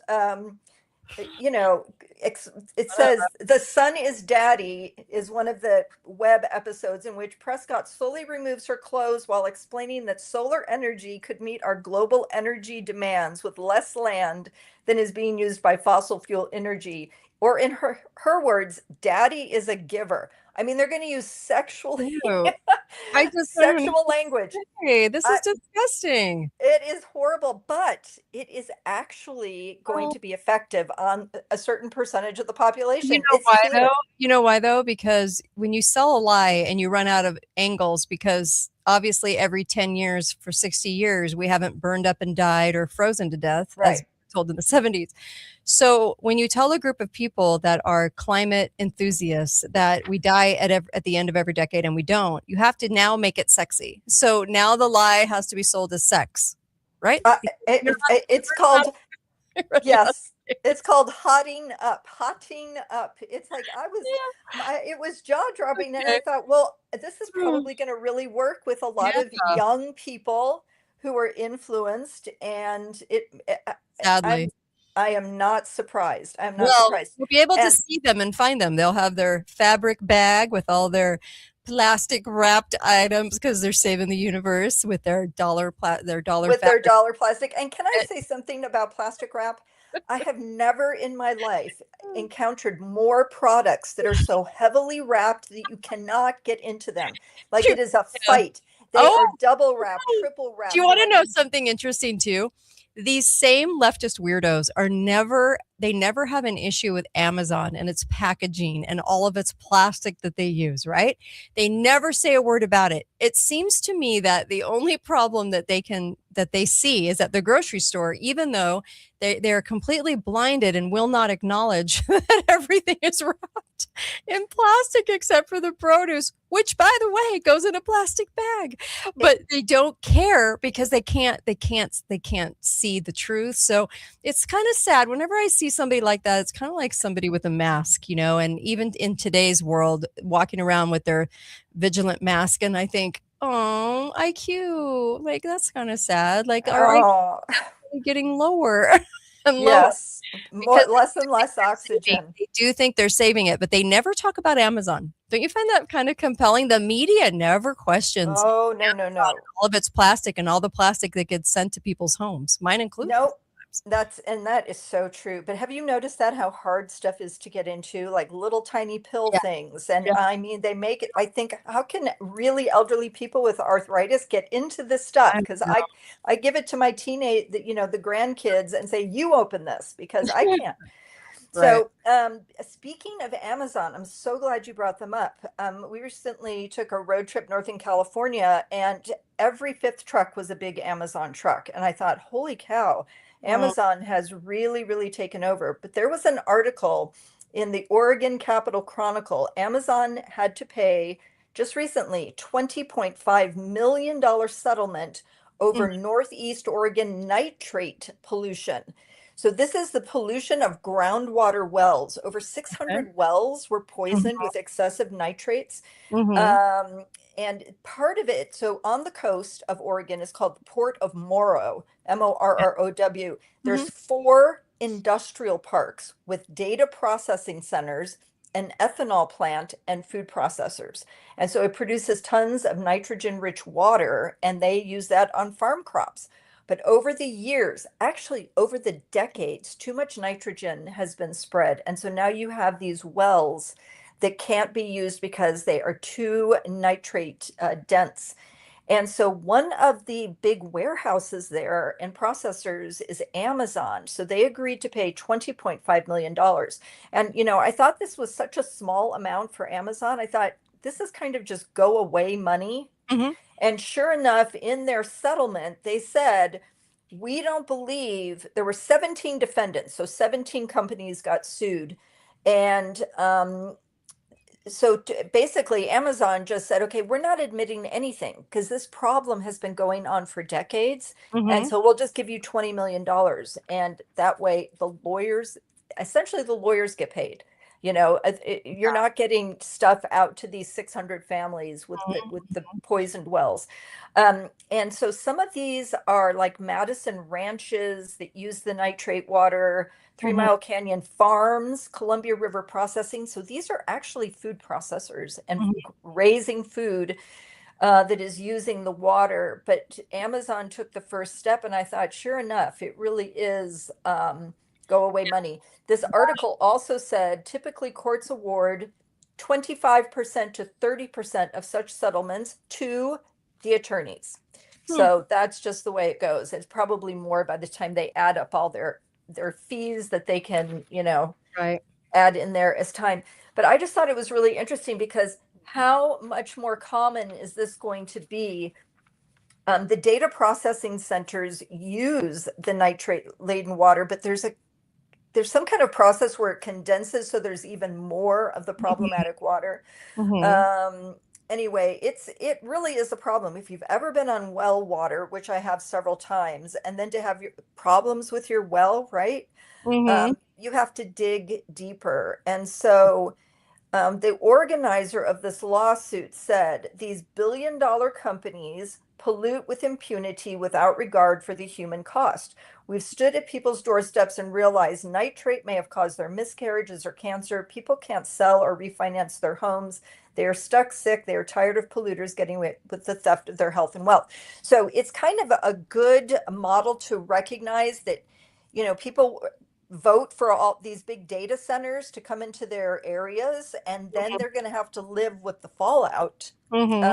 from whatever problem they bring, because you're a little person and these are mega corporations that are doing this. So Hmm. it's heads up before the problem happens. Right. You'll have to deal with the consequences. Hmm. So it's sobering because they're rolling this forward. All that we talked before about all the data processing centers going in everywhere, and the huge requirement for water. Well, We've never really talked about the wastewater aspect of that. yeah, I'm glad you brought that up. I think there's a lie attached to the water and utilities attached to the data centers. Hmm. Feel like they are, yeah, they're making these real centers, but I think they're going to lie to us about the usage, because then they can hike all of our cost and make it so Hmm. that it's very, very hard to live. So I think there's huge lies attached to it as well, like in telling us what they're utilizing. So Oh, absolutely. Underestimating, you mean? well, no, overestimating. I think they're going to be lying to us, Oh, I see. saying and overestimating it to us so that they have a reason to hike our utility costs so that Yes. it's Oh, very okay. difficult to live. Because they're Right. trying to push us into smart cities. And the reason that you could push people out of homes and into apartments is just raise their cost of living so high that they literally cannot live in a home. Right. Which is the case now, essentially, by the time you add in all the costs. Yeah, we just have too Um, many homeowners right now that have owned their homes for a long time and got in when the getting was good. And so that's why it's a longer process. But the smart city idea, the townhomes, the condos, the European style IKEA living is going to be mhm. sold to us as you're doing good for the environment, lie. B, you won't use as much, so you won't have to pay out as much. You'll be able to afford to live. It's kind of like that meme where it says basically you could have got a house in the 1970s, and now you can have maybe a van with a bed inside. That's what it's Yes. now, Yes. For a because similar price. as a starter home, because it's going to get bad that way. But I do think they're going to utilize an overestimation lie to do it. Interesting. I Well, know. I wouldn't put that past them, but at least some of this stuff is going in the right direction with Yeah. them rolling back some of the environmental rules and regulations. Yeah. And, it's interesting. In California, they have a system of voting where the people who get the most votes in the primary, the top two in terms of polling and voting, get to go on to compete against each other. In this case, it looks like it's going to be two Republicans in California for governor. Mhm. And the one, Steve Hilton, who Trump has just endorsed, I was just looking this up while you were talking. He has said that he's going to get gas down to $3 a gallon, and he's not going to tax anybody who makes under $100,000, no They state all say, tax. And I was like, huh, they all because he said, well, he says he wants to make California a golden state again. And we remember it. I lived here, you lived here when it Mhm. was a I grew up golden there. state. Mhm. Yes. Mhm. So, and I spent my young adult years and early married life here, and it really was a golden state. And the costs were not exorbitant. Mhm. And now they are. And it's no surprise that the younger generation is turning to the total uh, charlatans like Mondami, who's promising absurd things because people have hit the wall and said, well, there's no way forward unless something drastic happens. So Oh, that's why I like to see the EPA thing is mhm. a big, drastic thing in Mhm. the right direction. Um, and whether or not that causes cancer or miscarriages, you're going to have there's always going to, in a modern society, what is it? We have something like 50,000 chemicals and toxins that we're exposed to. Well, There's always going to be pharma's this doing enough stressor. of that. Pharma's doing enough of that. I mean, we've got it coming at all angles. So We really, absolutely, we have it coming at all angles. So I think these are absolutely the best things happening. And then something really interesting, a case that I have followed for a long, long time. This is a different topic. The case of David Daleden. He was in California. He was a reporter. He went undercover to Planned Parenthood, and I believe it was in 2015. And it's almost 10 years later. He was charged with recording. He was charged as federal crimes. He was jailed. I mean, they just went hardcore after him. But what did he uncover? He published, do you remember? It was the president of Planned Parenthood, medical director in LA. She said, let me just figure out what others are getting. And if this is in the ballpark, then it's fine. It's still low. Then we can bump it up. I want a Lamborghini. yeah, So he got her talk. body parts from something they claim isn't a body. She also referenced using a quote less crunchy technique versus more destructive methods during abortion when tissue donation was involved. Like we don't want to just crunch it. We'll do less crunchy methods. Crunchy are the bones. You're crunching the bones. So it created a huge backlash, of course. Yeah. Another person, medical services, the senior director, Deborah Nucatola, said, we've been very good at getting heart, lung, liver because we know. So I'm not going to crush that part. I'm going to basically crush below. I'm going to crush above, and I'm going to see if I can get it all intact. Abortion And is so evil. I'm one of those people that I don't believe in abortion at all. So I'm one of the few that in that camp. But it's so beyond evil that I can't grasp it that we are okay with over 60 million babies being murdered and slaughtered like this. It defies comprehension for many of us. Yeah. So the good news is, so he lost his main federal civil case in 2019 for violating recording laws, fraud, damages, and Planned Parenthood, he was forced to pay, or the award was over $2 million. But now in January, he did a plea deal, and there was a final step that just happened. January, he did a plea deal, so no contest to one felony count. The deal included no jail time, no fines, no probation, and no admission of wrongdoing. Essentially, they're saying you still have this on your record. But then in April, after a short administrative delay, and Planned Parenthood tried to react back to this, the judge executed the expungement. So this is all off his record now. And he went on X and said it's the end of 9 years of weaponized political prosecution. It was Kamala Harris who started this prosecution against him, and it's Xavier Becerra, and then the next attorney general as well. They kept this up hardcore because this is very sacred to them, Planned Parenthood and the abortion industry. And there's also the civil lawsuit outstanding, but he just exposed, because he runs the Center for Medical Progress, that viable fetuses, so up to 6 months, were sold from Planned Parenthood abortions to the University of California, San Diego. And it said their agreement with them said, we will collect tissues from fetuses ranging from 4 to 23 gestational age.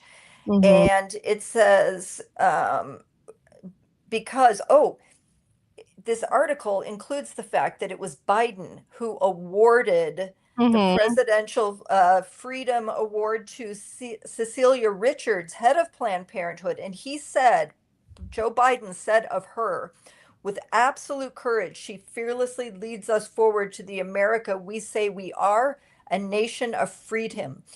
Through her work to uplift the dignity of workers, defend and advance women's reproductive rights and equality, and mobilize women to exercise their power to vote, she's carved an inspiring legacy. Cecile Richards. It's just unbelievable that is how the narrative is framed. Mhm. Under her, it was 3.8 million babies per year. She was paid over $1 million. Wow. And so they said that these documents from UC San Diego, fetal and placental tissue, on and on, but it was Mhm. remained the property of Planned Parenthood. Yeah. So it's it's a multi-billion-dollar business and worldwide, and it's the people who step in front of that train, like he did, to report what was really happening and Mhm. damage them. All hell broke loose Yeah. against him. He really was a martyr for the cause of Mhm. exposing that evil. Well, And I'm who, grateful for that. I know Project Veritas was involved, which I'm a conservative who doesn't believe that Project Veritas is what Project Veritas says it is. So I get a lot of feedback for that view. But after having met James, I'm just I don't. I think it's a little CIA op, kind of like a what do they call it? My brain is not functioning today. When they design their own group to. controlled opposition. Thank you. Controlled op. I can't. What is wrong with me today? Controlled opposition. I think that I think he is very much CIA, and I think so. It would be interesting to find out one day, because that was very co-opted by Project Veritas, what was squashed in that and who all was playing a part in that. So the right walks away. We think that somebody's finally getting to the bottom of this, going to do something about it, but then certain people get involved and all of a sudden it's not what it seems, right? And so what happens afterwards isn't what we think is going to happen, right? And I Yeah. very much felt like that with that. It's kind of like the Tea Party. The Tea Party was penetrated by certain people sent in to ruin it, even though a lot of people on our right thought certain people were coming in to save the day. They weren't. It was there to trash it. So this is the same type of thing to me. So Project Veritas, I do not trust. I think that they always kind of meddle in things as controlled opposition, and then on our right we believe everything that they do, and I think that we need to think twice about that, because go read his bio and it reads like a CIA book. I mean, it's very Interesting. very Well, yeah, but I do, if there are people that are discovering things, and in this case, this, right? And he's on the up and up, but maybe the project isn't, or whatever the case may be. I'm glad that these things come to light, although I think that there was probably a lot squashed, which is sad for us, because nobody wants to end abortion more than me. Like, I am vehemently against abortion. And so yeah, I'm so grateful when any information comes out about the evil that they're doing. I wish that everyone was literally forced to watch, and I can't believe I'm saying that, because you know how I feel about liberty, forced to watch an abortion happen so that you can watch how a baby is shredded into parts while it's alive and can feel. And I wish everyone had to witness that before they became pro-abortion. Yeah, Yeah. absolutely. Well, and so you can tell that by the strength of the reaction against him, Yeah. by the deep state, the apparatus, that he was sincere, and he was independent. It's interesting because Nick Shirley, who's this independent reporter, this young guy who went up to Minnesota, found all this fraud with hospice and Medicare, and then went down to California and started finding it. Now, the House has opened an investigation into this fraud, and news organizations are sending their reporters in the way they used to in the old days to expose things, especially local reporters. Yeah. And so I don't know what team Nick Shirley pays for, but it's Oh, I think certainly he's activated. Anyway, What's that? I think he's controlled opposition, but go ahead. It's activated a lot of, because we've just had arrests here, 8 people arrested. And so it was, if this is the tip of the iceberg or not, or something's been revealed, But the fact that all these other news organizations are pouncing, as well as the House committee who's opened an investigation, it's like, why did it take somebody who was a 20-year-old, somebody in their 20s to do this? It makes people just say, what is going on? Why didn't Well, and I think and the thing too, Go ahead. we have so many checks and balances in place to Mhm. prevent fraud of all type, that if you deal with a government agency, you are required to do so much proof that Yeah. you're not cheating, that you are who you say you are, on and on and on. And I think this system has evolved because people have exploited it. So how do these other people so easily exploit it? That's what I don't understand. Like, how did they just manage to operate in plain sight? They'll say, oh, there were 30 hospices operating out of this one address. The system didn't notice they were sending all this money to 30 different hospices at one address. Oh, You I think can't. there's so much money laundering going on in America via, Exactly right. I mean, biggest money launderer on the planet. So That's not what I only think. foreign aid, but this housing, all of it. NASA is a big money laundering, I think. So yeah, I'm with you. And then what they do is they have controlled opposition, and the people look organic and they look like they're real. And then they bring up something, and then people finally go, oh, something's being done. And then everyone gets into this mode where they say, okay, something's being done. Somebody's bringing this up. So that's good. And then it ends up with nothing. There's no result. This happens over and over and over again in history. Then there's no Well, result. And it's a good way for government to control the narrative, to control what happens, because when they actually get people on the payroll that pose as the controlled opposition to get us to think something's happening to No, the bad. absolutely. And I think essentially the government got shamed into opening this investigation. They couldn't not do it any longer. Yeah. There was too much political pressure on them. They would look inept. People were angry. Yeah. And so they were forced, like their hand was forced, but they're supposed to be doing this anyway. Mhm. And but the do-gooders, the people who are genuinely there, the system does not cooperate with them. The system attacks them And you're for right being. about the system knowing everything. I mean, our Yes. NSA, our spying, our government is in the hooks of everybody. Go to a doctor, and not only do you have to fill out information on the phone, you have to fill out information when you get there. And then Yes. check ID, and then they check your card, and then they check the number. I mean, it's like triple and quadruple paperwork to get you into a doctor's visit to make sure that somebody else isn't posing as you. Trust me, they know what's going on. And that's why they know what's going on in our tunnels. They know what's going on everywhere. And so when they play the game that they don't, oh, fraud? Fraud? Wow, we did not know. I mean, I just laugh so hard because it's just so ridiculous. Of course they know. I mean, of course they know. Oh, it just makes me sick. It's just government. It is. It is. There's an ongoing situation in Los Angeles County where Sheriff Bianco seized 650,000 ballots because there was clear evidence of fraud. And just today, California Supreme Court orders him to return and preserve the 650,000 ballots. And so it's he has a team of 10 investigators counting ballots. And I don't know, there's Yeah. so much fraud in voting, Mhm. right? There is so much fraud. Yeah. And so this is just a big Well, power struggle, essentially. Well, the fraud isn't even the ballots. The fraud's in the system. So every time they talk about ballots or do movies about ballots for us on the right, I always find it fascinating because I'm like, that's not where the issue is. The issue is in the software when they go to count the number. Right. Yeah. Well, So it's supposed to match. It is it's a great supposed to diversion. match. Yes, but it's a And great version.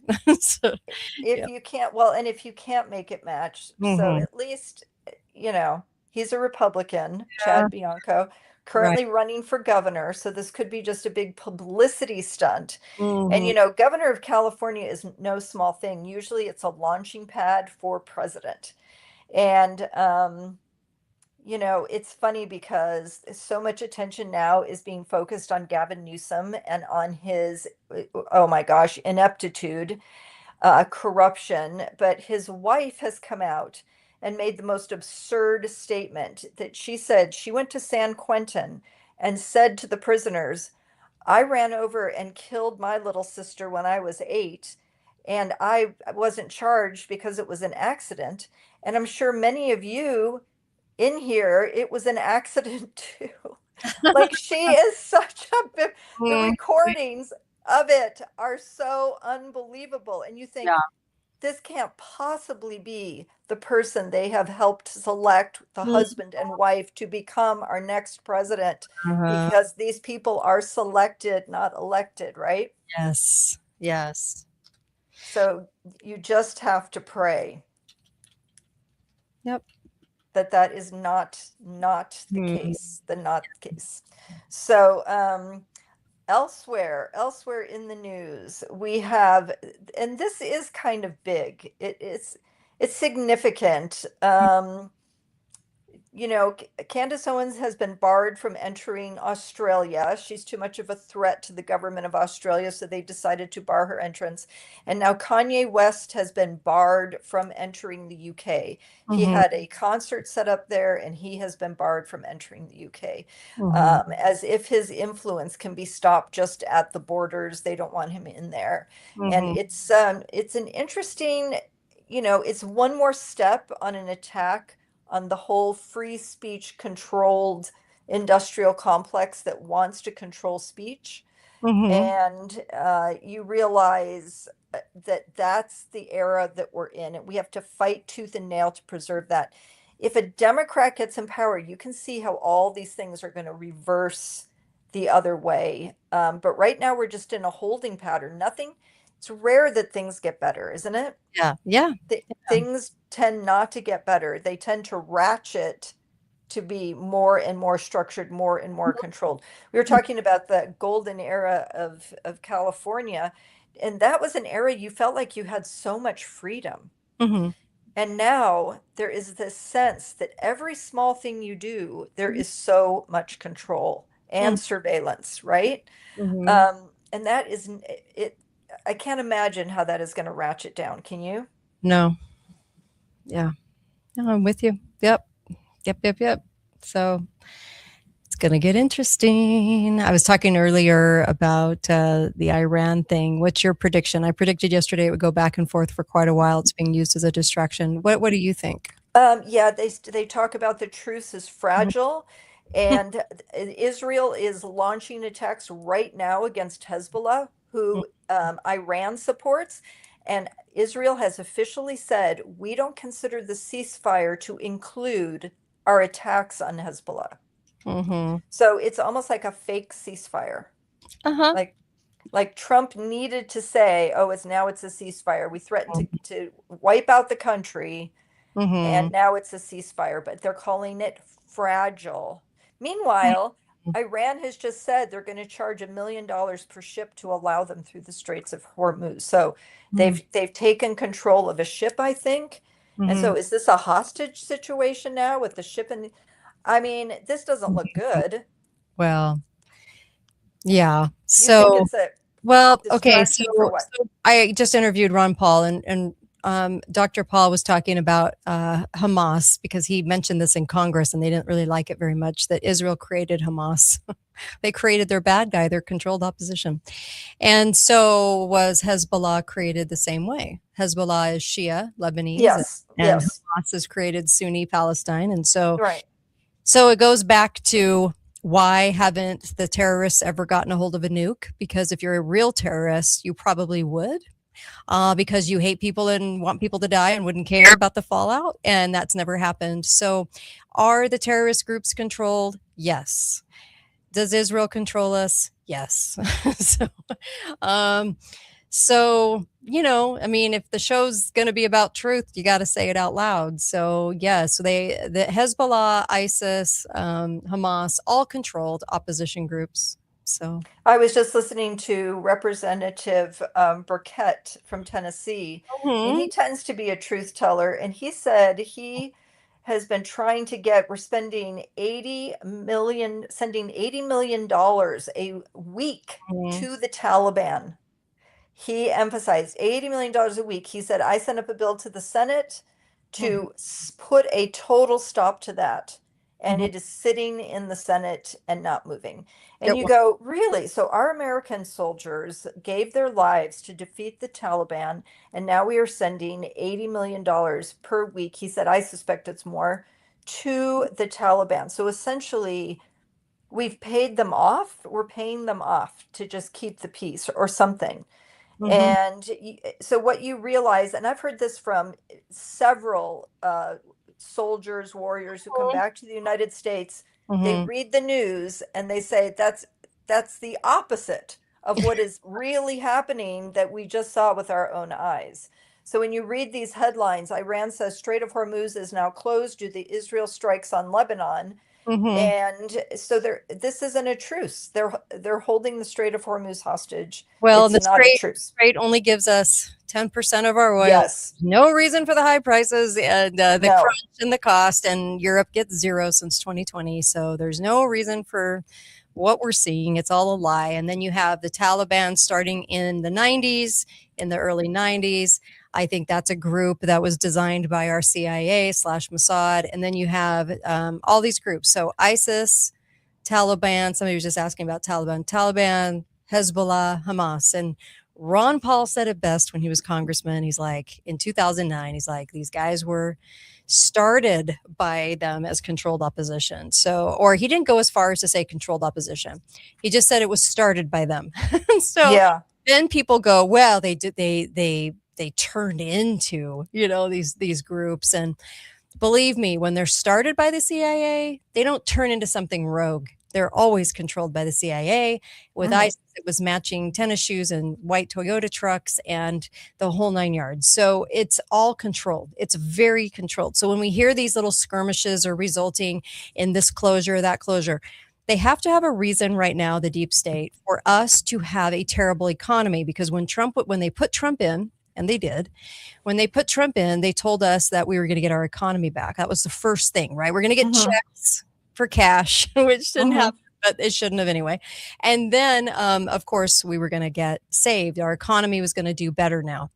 And they have to have a reason and an excuse. So they utilize their controlled opposition to then foment some sort of skirmish so that they can sell it to the people as real, so that we don't question why we're paying all these high prices. Yeah, well, that makes sense because there's too many moving parts, and they have incentives that are not in our best interest. And so they're not actually working for us. Yeah, by design. And you figure that out eventually, that oh my gosh, this is not representing my interests, and now what do you do about it, because they're already in power. Yep. And so it just helps to recognize that and not focus so much on the news.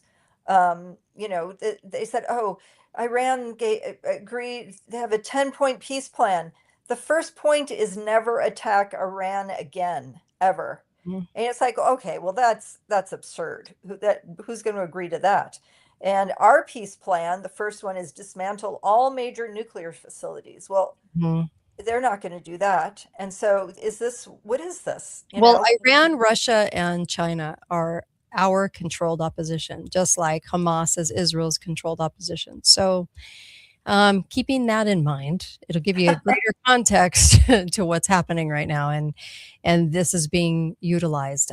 One of the deep state's greatest goals, not only to fulfill the Zionist program from the 1940s built by them, and that was the takeover of the Middle East. And they're doing that efficiently. But also that we would live in very, very controlled circumstances with digital everything into smart cities. That's the goal. So you have to kind of think in ways of figuring out what the goal is. How do they get us there?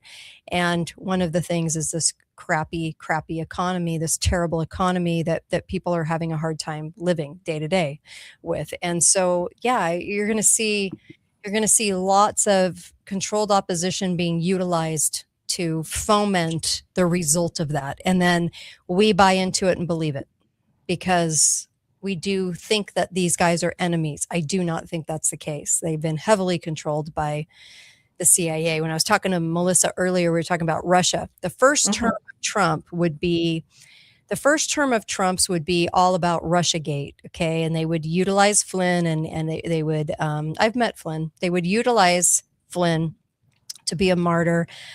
He worked for Obama too. They would utilize him as the martyr, and then it would all be Russiagate, Russiagate. For 3 solid years, we would hear nothing but asinine claims about impeachment.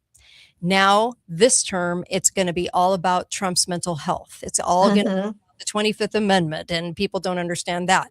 It's going to all be about, there's going to be 2 more years of just back and forth on this. And you're going to see a lot of people on the alt-right, and I hate saying alt-right, but on the right controlled media that are going in on that attack as well.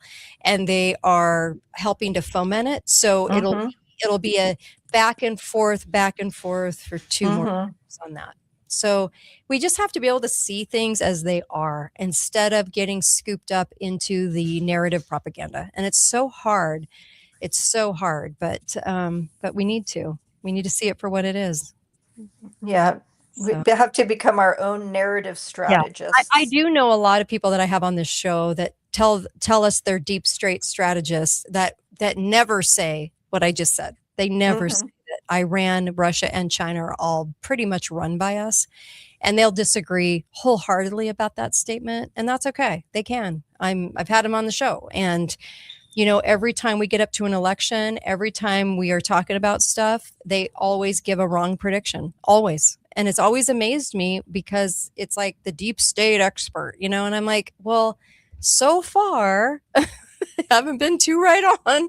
So, you know, I mean, if you go in with we control them, then Russiagate is easier to see. Then this is easier to see. Then what the straight is easier to see. And Iran is easier to see. It actually starts to make sense once you go, oh my gosh, we literally run these people. We run them. They're part of the World Bank. They're part of the IMF. We run the show. We put Khomeini in. We put him in. The CIA literally put him in. He was an asset living in France. We put him into Iran to foment the tyrannical, because they knew it would result, that it wasn't fake. He was a tyrant. They were putting in a tyrant to foment the big, big enemy so that we could have 40 years of headlines that say Iran's about to nuke everybody. Iran's about to get a nuke. You have clips of Netanyahu going back 40 years saying that, 30 years saying that they're 2 weeks away from getting a nuke. All of this is all a lie. We control who gets those. But, you know, that we just continuously get lied to. It makes me, I just have to laugh or I'll cry. So anyway. Well, we can at least read the headlines. Yes, read the headlines. We have to understand what they do next or what's coming next. I totally agree with that. And once, if everyone was sort of to plug in that scenario, now look at how much more makes sense about what's been going on in our country for 70 years. Like when you plug that in, you know, take the plug out and it never makes sense. Plug that piece in, we own them. And then all of a sudden you go, oh my gosh, it's now clear. Yes. Why the drama? The ongoing drama that never resolves, right? Well, like I remember Obama going on and on about ISIS. Okay, Obama the puppet. And once you look at the Toyota trucks that are matching and the white outfits they would never wear in the Middle East that are matching, once you start to pull the cover back on it, you go, oh my gosh, we totally ran that group because they just suddenly disappeared. They suddenly disappeared after Obama. I mean, what happened? And they did. They completely went off the map. Soon as Trump went into his first term, off the map. Well, real terrorist groups would never do that. So it's just funny to me. It's like, oh, now it makes more sense. Got it. Yeah, who these people, I was just noticing that a Republican, Mike Lawler, is trying to get amnesty for a bunch of the people who are here illegally. He's a Republican, and they're looking for this loophole, but it's a massive amnesty and it's kind of a new makeover, a new name to it. And he's getting a huge list of the Republicans that support it, that want this amnesty for people. And I always wonder, what's the Republican motivation? Well, you see all the businesses. You see businesses filled with people who can hardly, speak English and are struggling and clearly new. And you're like, they want customers. They want people here. I do understand that. I don't agree with it. There's always been a process that people should go to, and it shouldn't be, our immigration process is absurdly difficult, just like everything else. Absurdly difficult for people who are genuinely trying, and then huge loopholes for what they really want, right? Right. And so now you have a big push from the right, and it's a significant number. It looks like about 20 of them, 20 or 30 representatives pushing from the right for amnesty. So that's where we're at. Well, yeah. I mean, being a bought and sold congressman or Senate, I mean, I see a lot of fake fighting going on, and then I see how the fighting never results in what they say it's going to. And so after years and years and years of this, we finally clue in, right? But I'm never against hope. I'm always for hope, right? My hope's in God. So and my hope's never in government. I don't trust government to put my trash cans back up where they're supposed to go at the end of the trash day. I wouldn't trust government with anything. They are not my God. So I trust God. God's got this, and he knows how the story ends, and it ends good for us. So there's always hope, but I think we just need to peel back the blinders and see it for what it really is, and what makes sense and what doesn't. And it'll put us in a better spot to identify what's happening and what's coming on. And yesterday I said, nothing's going to happen at 8:00. This is all fodder for headlines right now. And that's exactly how it's playing out right now. So it's always amazed me that it's just looking at it for what it is. But I so appreciate you. Thanks, Susan. You brought up a lot of interesting stuff today. So thank you. Good to be with you, Kate. Yes, thank you so much. And Susan's always great. Really appreciate you guys coming into today's show and listening in. I really love all the comments, and of course, I will be back tomorrow. I have a ex-NSA guy, Greg, coming on tomorrow, so you'll have to join me for that one. Same time, same bat channel, and of course, be faithful, be fearless. Make sure and go to katedalleyradio.com and look at the sponsors. Cardio Miracle, truly amazing product. I take it every day. I wouldn't be without it. I wish I would have been taking it for the last decade or more, but it's so many more times the fruits and vegetables of any product like it. And your heart needs it. Your system needs it. And everyone right now is wanting to do parasite cleanses. Maybe I'll talk about the one I just have been doing. I'll talk about that tomorrow, kind of give you a heads up on what I did. But if you really want to get your system clean and working, and if you really want to help your health, do cardiomiracle.com/Kate. Go get the stuff. It's so worth it. It's got all those fruits and vegetables in it. It's amazing. And then remineralization toothpaste and whitener. That's what I use on my own teeth. I love it. And plus it's delivering minerals to your body, which is totally amazing. And there's even a kid one. So you're going to want to buy that for relatives and family and friends. And then also mypillow.com has some killer deals going on right now. Go check them out. Code word is Kate. Nicotine patches are at Tolavita. That is code word is Kate.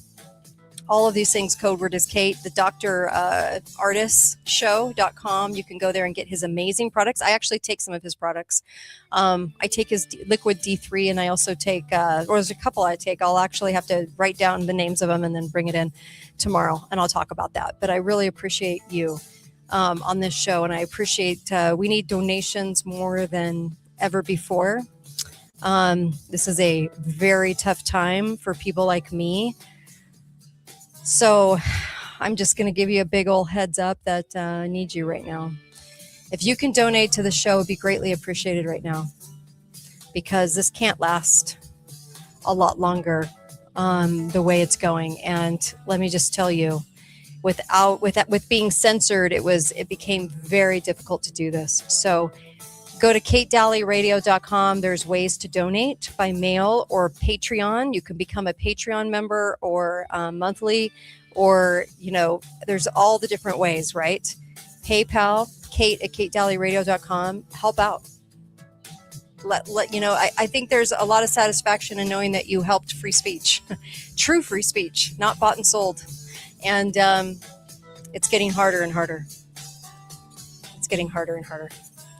All right, you guys, be faithful, be fearless. Find out why I say that. Sorry for the continual music. Thanks, you guys, so much for tuning in. And of course, I'll see you tomorrow.